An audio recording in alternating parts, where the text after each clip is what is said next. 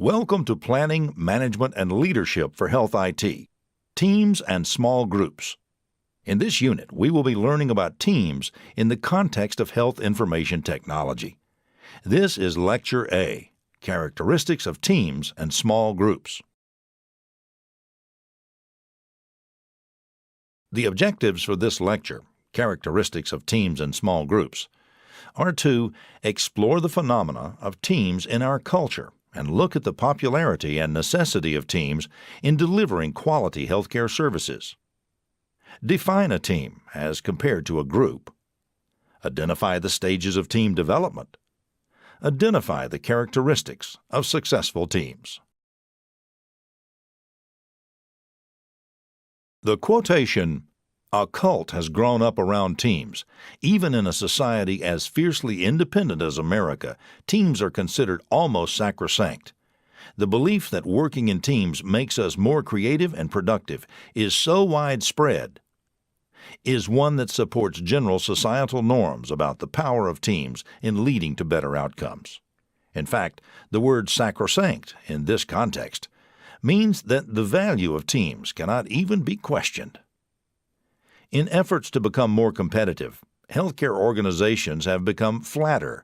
That is, they have significantly eliminated layers of middle management. As this occurs, teams have become commonplace and promote employee involvement in operating decisions. When functioning at their best, teams possess the capacity to build on organizational strengths and better address organizational challenges. However, creating a highly functioning team that produces quality results is not a quick or easy task.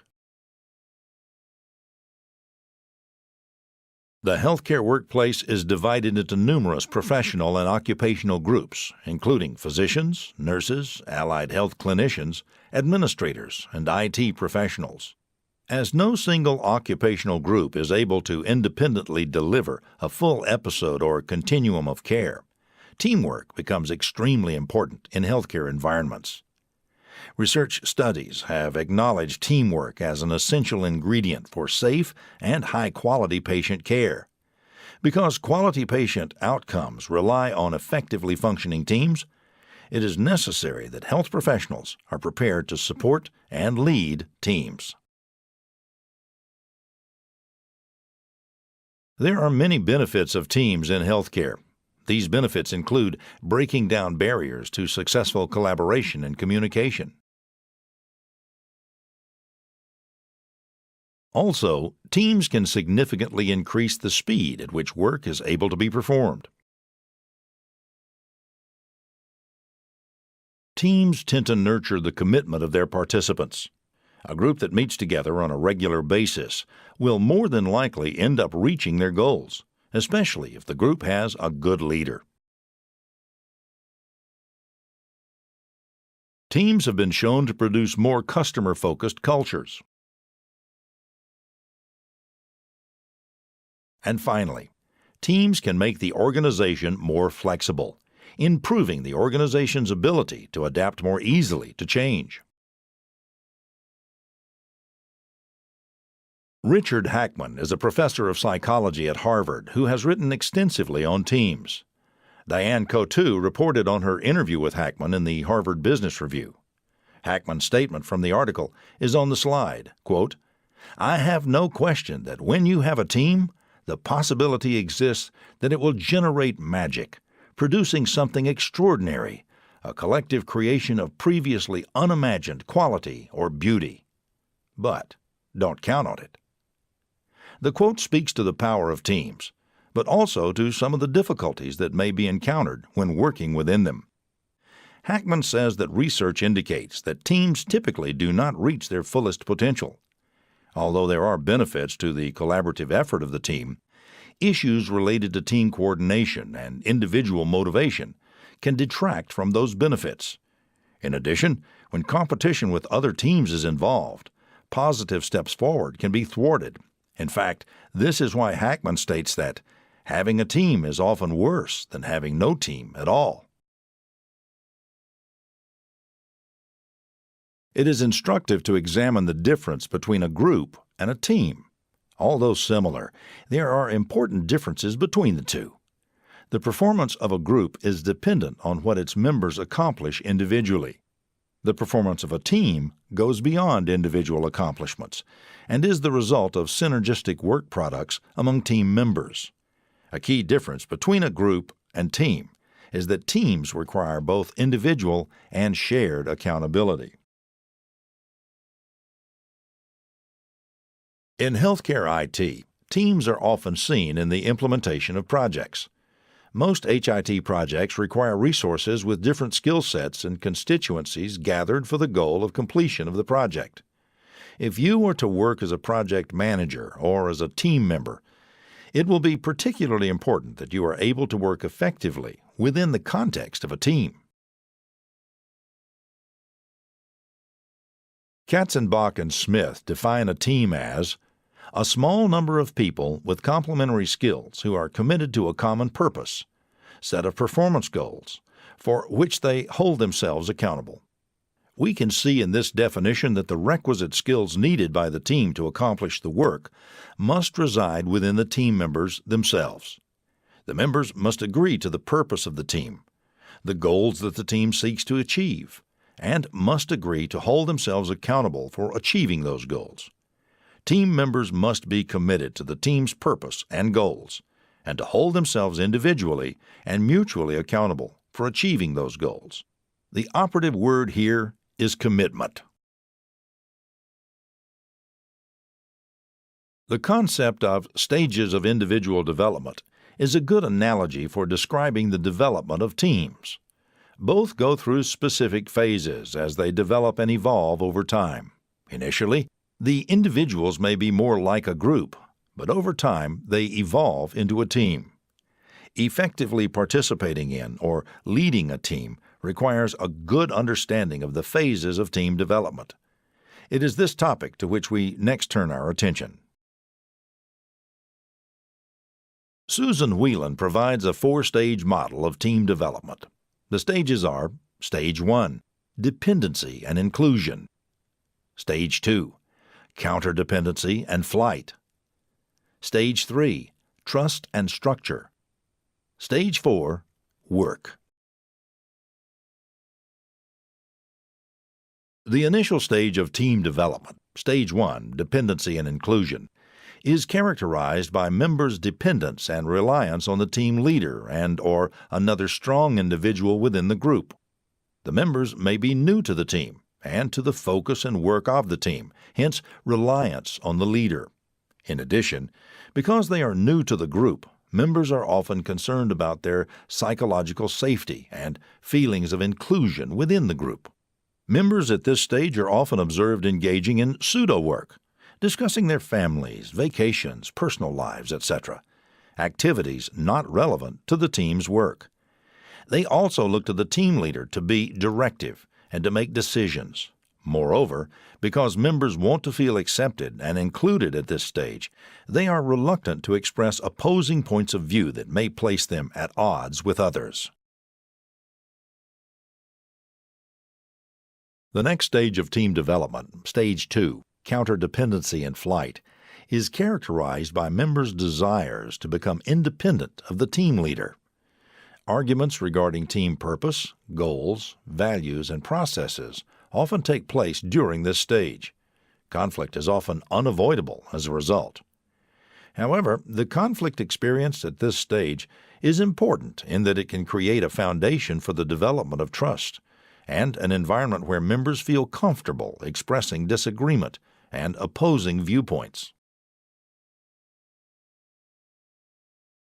The third stage of team development, Stage 3, Trust and Structure, is typified by growing team member trust, cooperativeness, and commitment to the group. Communication within the team improves significantly as it becomes more open and focused on the task at hand. Team structure, roles, and processes are clarified. Working relationships improve. The fourth stage of team development, Stage 4, Work, is when the group of individuals becomes a high-performing team.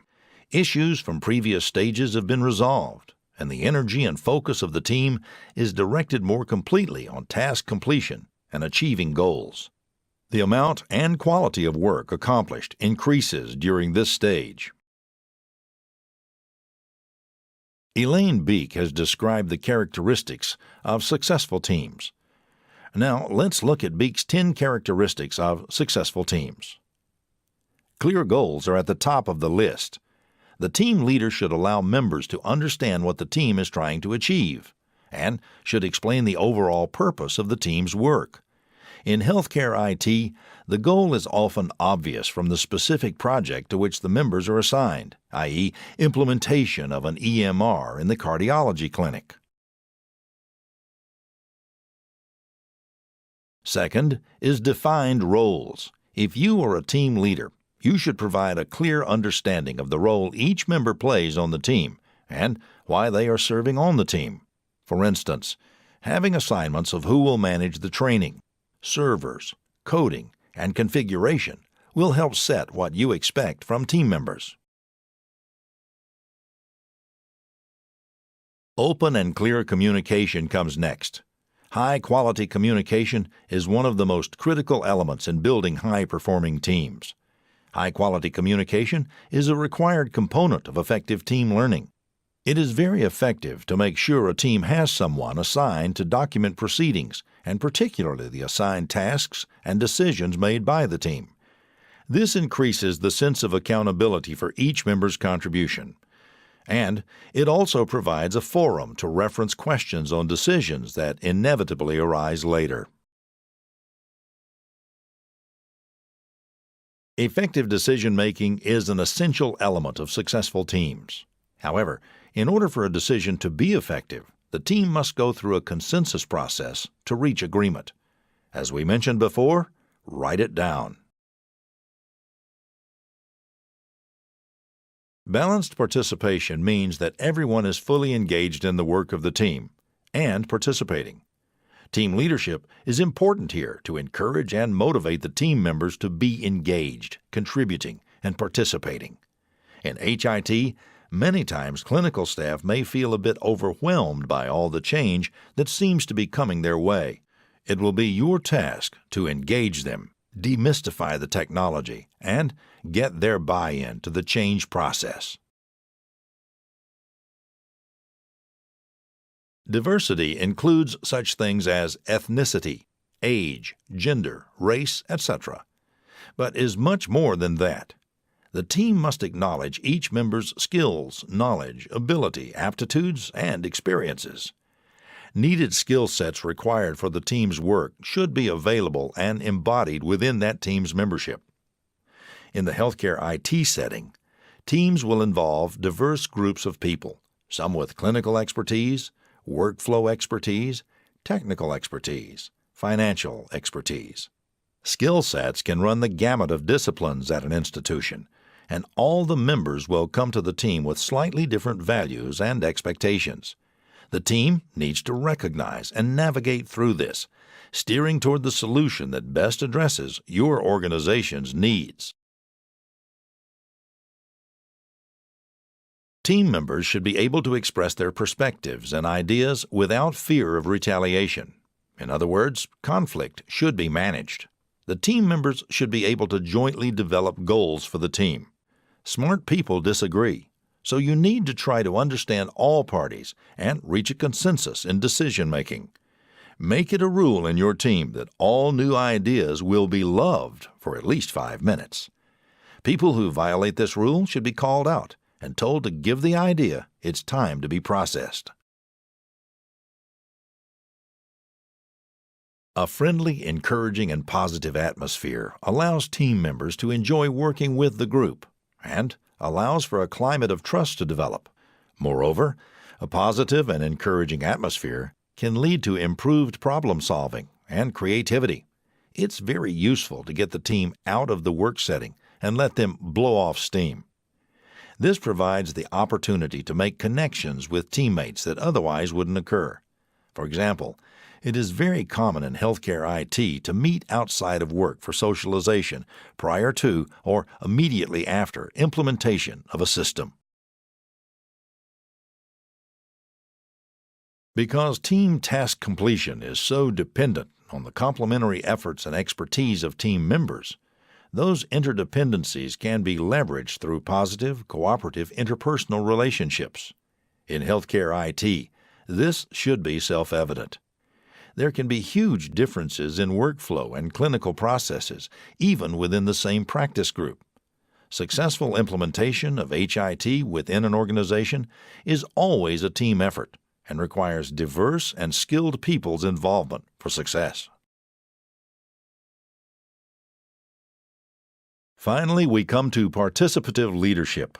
Participative leadership requires strong, encouraging team leaders who willingly and appropriately share responsibility as well as recognition with the team. Leaders should demonstrate that they are not afraid to get their hands dirty and that they can go to the trenches with the rest of the team. An example of this would be while technical staff are installing new image review stations, that a senior radiologist stays a little late to help a bit in deploying the new workstations and even helps dust off some of the equipment that had not been moved in quite a while. By doing this extra bit, the radiologist demonstrates that he is a participative leader. This concludes Lecture A. In summary, we discussed how teams are becoming very important in healthcare. We distinguished between a team and a group and identified the characteristics of successful teams.